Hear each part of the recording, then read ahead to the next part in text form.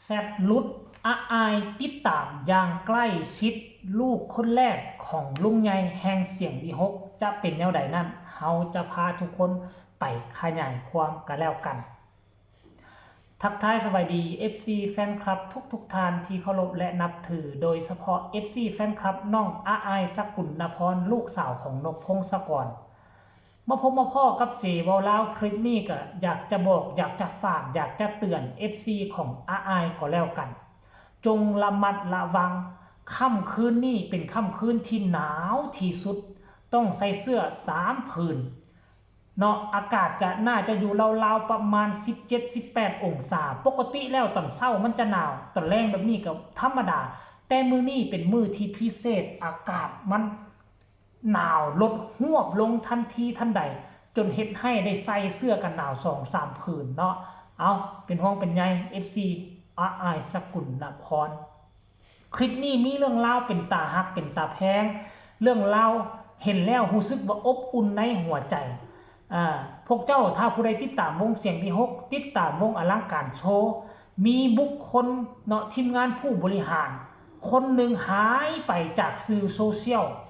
หายไปเลยล่ะเพิ่นไปใส่เพิ่นเป็นอีหยังเนาะหลายคนก็สงสัย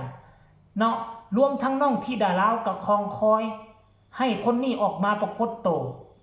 คนนี้มีชื่อว่าลุงใหญ่แห่งเสียงวิหกเป็นลุงเนาะของน้องอาอายสกุลนพรแล้วก็เป็นลุงของน้องธิดาลาวนำกันซึ่งพอผู้สิวิไลก็คอมเมนต์ไปหาแล้วละเนาะไปแสดงความยินดีช่วงนี้เพิ่นติดธุระก็คือทางแฟนเพิ่นได้ไปคลอดลูกอยู่ทางโรงพยาบาลเนาะก็คลอดลูกแล้วต้องได้ดูแลลูกก็ใช้เวลาหลายมื้อเติบเนาะก็ได้ยินข่าวว่าแข็งแรงแล้วว่าซันเดย์จะออกโรงพยาบาลแล้วแล้วก็ลานสาวคนเก่งของเพิ่นนั่นล่ะทักไปถามเห็นรูปแล้วเนาะทักไปถามไปคุยกันเนาะหลังจากนั้นทั้ง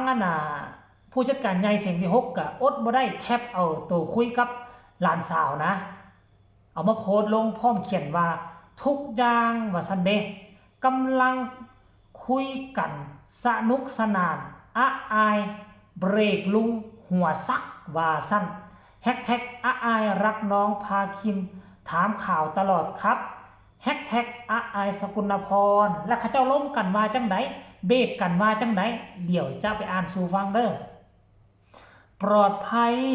แล้วนะครับคนเก่งว่าสันในสุขภาพแข็งแรงนะครับว่าสันอยากอุ้มจังเลยว่าสันเดลุงไงก็ตอบมาว่าหน้าตาดีคือป้าป่าความหมายก็คือโอ้ยลูกผู้นี้หน้าตาคือลุงไงหั่นละหน้าตาดีคือลุงไงหั่นละว่าสัน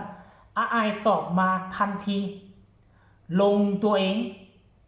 น้องหน้าตาเหมือนป้ายกค่ะบ่ได้หน้าตาเหมือนลุงไงโอ้โหลุงไงหัวซักทันทีลุงไงก็แคปออกมาแล้วเอามาเขียนแนบใช่ป่ะจบข่าวว่าสั้นไปต่อบ่ได้ไอต่อบ่เป็นโอ้ยเจอหลานสาวคนเก่งซักให้เนาะแล้วฮู้บ่พวกเจ้าคอมเมนต์แรกทั้งที่พอผู้ศรีวิไลค่าการค่างานอยู่ทางฝั่งลาวเนาะค่าการค่างานอยู่ทางฝั่งลาวถ่าย MV ใหม่ของลูกสาวธิดาลาวก็ยังมีเวลาเข้ามาคอมเมนต์ทันทีฮ่าๆว่าซั่นอาอายช็อตฟิลว่าซั่นโอ้โหทุกคนเลยหลายคนเข้ามาคอมเมนต์ต่างๆนานาแต่ยังบ่ทันเห็นน้องธิดาลาวเถื่อน้องธิดาลาวฮู้บ่ว่าลุงใหญ่ได้ลูกแล้วเด้อเนาะคันว่าว่างๆก็เข้าไปส่องคอมเมนต์แน่เข้าไปคอมเมนต์ให้กำลังใจลุงใหญ่เข้าไปทักทายสบายดีเด้อน้องธิดาลาวปัจจุบันนี้ก็คือน้องติดภารกิจอยู่ทางฝั่งลาวถ่าย MV มัดมือแล้วก็น่าจะเดินทางกลับประเทศไทยในมื้อนี้ล่ะฮอดประเทศไทยก็คงจะดึกๆดื่นๆพุ่นล่ะก็คงจะได้นอนอยู่แถวนครพนมแล้วมื้ออื่นจึงจะเดินทางมาแล้วก็ไปตัดต่อ MV ก็อีกประมาณ 2-3 อาทิตย์หรือจักเดือนนึงแหละคันซ่าสุดก็น่าจะได้เห็นเพลงใหม่ของหลานสาวธิดาลาวแล้วเด้อลุงใหญ่แห่งเสียงวิหกอดใจรอท่าหน่อยนึงถ้าหากว่าหลานสาวธิดาลาววางแล้วเพิ่นก็น่าจะทักหาจะถามข่าวอยู่ดอกเนาะเดี๋ยวไปอ่านคำคิดคำเห็นมึงดูนอกจากพอผู้ศรีวิไลเข้ามาคอมเมนต์แล้ว FC แฟนคลับของน้องธิดาลาว FC แฟนคลับของอาไอคนอื่นเขาเจ้าจะพากันคอมเมนต์ว่าแล้วใดเดี๋ยวจีบอกเราจะอ่านสู่ฟังเนาะคนนี้บอกว่าอาไอคิดเหมือนกันเลยจ้าว่าซะเด้หนุ่มน้อยมาพร้อมความหล่อเลยครับใบหน้าสวยเหมือนคุณแม่ขอให้สุขภาพแข็งแรงเลี้ยงง่ายโตเร็วๆครับว่าสันป้าโทษคนนี้บอกว่าใช่ค่ะน้องหน้าเหมือนแม่น่ารักมากค่ะเห็นด้วยกับอาไอมีหลายคนเข้าข้างอาไอเบิงถูกต้องแล้วลุงไงต้องไปตัดแว่นตามาใส่แล้วเด้อเบิงบ่ถึกนี่นะเอาอ่านต่อผู้ต่อมาท่านผู้ชมว่าจังใดเนาะครับน่ารักว่าสั้นส่งมินิฮาร์ดมาให้ส่งดวงใจไปให้ป้าคนส่วนใหญ่ท่านผู้ชม FC แฟนคลับก็ต้องขอแสดงความยินดีกับลุงใหญ่แห่งเสียงวี6ด้วยนะครับความจริงแล้วเห็นลายมือแล้วแหละเนาะตั้งแต่มือไปคลอดปกติแล้วเขาเจ้าคลอดลูกนี่ก็จะคลอดประมาณ 2-3 วันก็ได้ออกโรงพยาบาลแล้วแต่ว่าด้วยความว่าเกิดมาแล้วเนาะลูกเพิ่นก็สุขภาพร่างกายยังอ่อนแออยู่